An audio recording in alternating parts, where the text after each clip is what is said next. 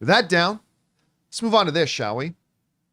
Some of you might remember that a week or two ago, an announcement came out that Disney Plus had done an about face on their decision not to do any more special presentations like they did with Werewolf by Night and Guardians of the Galaxy, the Christmas special, right?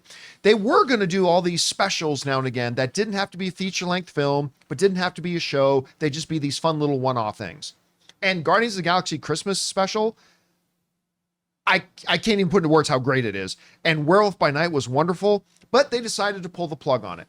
I wasn't surprised because I didn't really know what function they served. It certainly wasn't going to make Disney any money making them, but still, I kind of missed the fact that they're doing them. Well, then they came out and announced that the specials are back because Punisher is going to get his own special next year.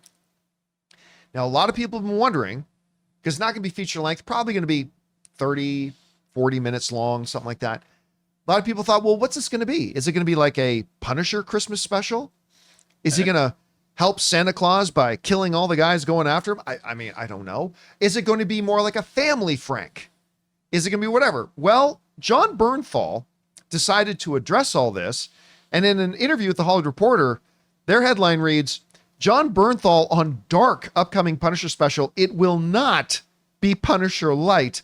I promise you that. This is the actual quote from him. And I've got the wrong thing in there. 1 second. Let me grab the actual correct quote, shall we? Here we go. Here's the correct quote.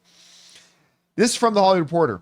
When asked about how it would compare to the Netflix show, the Punisher Netflix show, Bernthal responded, it's going to be dark. Frank has no interest in breaking out of the darkness. It's not going to be easy.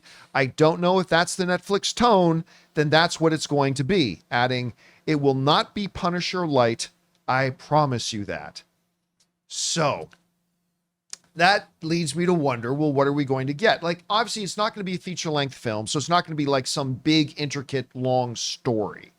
It's going to be a quick thing. What was that one Punisher short they put online? Like Laundry Day? Yeah. Was that what it was? Where it's just basically With Thomas Jane. the Thomas Jane, who was Punisher before, he produced it. We just had something came up that allowed him to kill or beat up a lot of people and do unspeakable violence. So is that what this is going to be? Is it going to try to have a self-contained story? Is it just going to be an action thing of he stumbles across, I don't know, the tracksuit mafia that decides they want to take out the Punisher and he rips them all apart? I don't know. But Chris, I think a lot of people are going to be very happy to hear Jon Bernthal say, oh, listen, Frank has no desire to break out of his own darkness. He likes living in the darkness. This is going to be dark. It's not going to be Punisher-Lite. Mm-hmm. I wonder, and I'm with them, but I can't help but wonder if maybe it's a little bit of a missed opportunity, like maybe use the special as an opportunity to deepen the character or show another side of him. But I know that's not what most people want. You can still do that and have it still all go pear-shaped and horrible, though. Well, that's true. You can have some little moments of hope, some sweet little tender moments in there that blow up in Frank's face and continue to radicalize him and make him a vigilante. And I feel like that's where we have a lot of potential here, especially with Jon writing the script and everything, or co-writing the script, to really have those nice meaty moments. I know I bring it up all the time. He is such an actor's actor. He is so very well trained. He went to school in Moscow at their theater program, the same one as Elizabeth Olsen.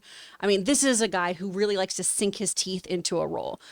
If anyone has a chance, I highly recommend watching just some of the behind the scenes stuff on the Seven Fishes episode of The Bear. Oh, just him talking about yeah, how all of that went down and just the relationship that formed between him and Bob Odenkirk of, I want to do this to him. I want to do this. Like, he loves just getting to really dive in and explore with characters.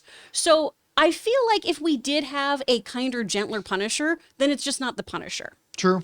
This isn't a character who really does have a redemption arc, who finds solace, who is able to, relax and feel good about what happened to his family at some point in his life. Right? You don't move on from something like that, I don't think. And I feel like that is the core of this character. If all of a sudden Frank was like, you know what? I'm going to hang up these guns and let my family rest. I would hate it. I would hate it so much. There's somebody else out there who I'm sure would love that story, but I don't think that's true to who this person is. Wasn't there even a comic run where someone resurrected their family and he almost fell for it and then he killed his family because it's like, no, they're dead. Well, there's also a comic run where they resurrected him because they did kill him at one point. And then somebody brought him back. Because no one's ever dead forever, except for his family. He made sure of that. They Sort of odd. Well, Mephisto might be in this show. You know, I heard he's in it. Maybe he resurrects. Of course he is. Anyway, Rob, what do you think about the approach Jon Bernthal saying they're going to take to this Punisher I'm in. Count me in. I mean, I'm more interested. I'm really curious about how this came about. And I wonder if, like, when they were shooting Daredevil, like this new season of Daredevil, if somebody had this idea and said, look, we got the crew here. I'll write this script. And they ended up making it. Like, because it's a one episode thing. I'm curious about how it came about. But I can't wait to see this. The real question I have is, like, is he going to be in Secret Wars? Is he going to be in the upcoming, I want to know. I want to see Frank Castle wrecking some fools, like some superheroes. I want to see him take out people from the multiverse. I think that would be hugely satisfying. And I really hope that he finds himself on Battleworld. I do. What do you think the chances are? Because like I remember when they announced that the Daredevil series was now going to be annual. They're going to do a season every year, which is what a TV show should do. Yeah. But I remember I brought up, I wonder if this limits how much they could, if they ever would actually use Charlie Cox in the films. I don't know. What do you guys think the chances are we see Daredevil, Punisher, stuff like that in Doomsday Secret Wars? Are they even necessary in those? How do you feel about that? I mean, it'd be fun to have them in there, but at the same time, is that fair? Well, I don't know. I mean, it's funny to me because, in these Marvel event series, characters like Daredevil and the Punisher do participate. Yeah. So it's like, are they going to do that? I could see Daredevil. I've always stood by that. I know a lot of people are like, no. When it was Netflix era, I believe so, but I believe now they're setting him up, especially with the way he can almost web swing with his cane, which he does comic book accurately. Yeah. They've kind of upped his power level a little bit too.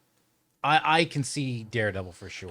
As a tactician, maybe Punisher, becomes a leader, like a general, leading forces against whomever they're. I don't know, but I like the fact that they're doing this. I hope it leads to more because, as we've talked about, the Werewolf by Night was so good, and the Guardians Christmas special was so good. I still go back and watch Werewolf by Night. I do too, and you don't have to. It's not a commitment where you have to sit down and watch a whole show. It's like a nice little aperitif for the MCU, and it's nice. Hey guys, we want to take a second to thank a sponsor for today's episode, Ridge. All right guys, let's talk wallets for a second. If you are still using that bulky, falling apart, overstuffed leather wallet, then it's time for an upgrade. I've had my eye on Ridge wallets for a couple of years now, and I finally recently made the switch to it, and I am absolutely never going back. This thing looks great, it's sleek, ultra minimalist, and can hold up to 12 cards plus cash, all without bulking up my pockets. It's made from high performance materials like carbon fiber and titanium, meaning it's built to last a lifetime. Ridge will even back it with a lifetime warranty. And this thing has the dual combo of looking great and being far more comfortable than that thick wallet. Because there's no win with the thick wallet, right? Like if you put it in your back pocket, it's uncomfortable to sit down, and it looks absolutely stupid in the front of your pants if you shove it into your front pocket. And right now, Ridge is having their once-a-year anniversary sale. Get up to 40% off at ridge.com/Campea. Just head over to ridge.com/Campea to see their biggest sale of the year. Now, after you purchase, they will ask you where you heard about them. Please support our show and tell them that I sent you. Once again, that's ridge.com/Campea. All right, guys. Question is for you. What do you think about this? Bernthal saying, hey, listen, this is going to be dark. Frank has no interest in not being dark, and it's definitely not going to be Punisher-Lite. He said it will have the tone of the Netflix series. Is that the right way to go? Are you happy about it? Whatever you guys think, jump down to the comment section below and let us know your thoughts. Hey guys, thanks so much for watching this video. Make sure you like the video, leave a comment, and subscribe to our channel. And don't forget, we have a daily podcast called the John Campea Show podcast, available on Apple Podcasts, Spotify, or your favorite podcasting app of choice. Go and subscribe to it today so it'll be there when you need it.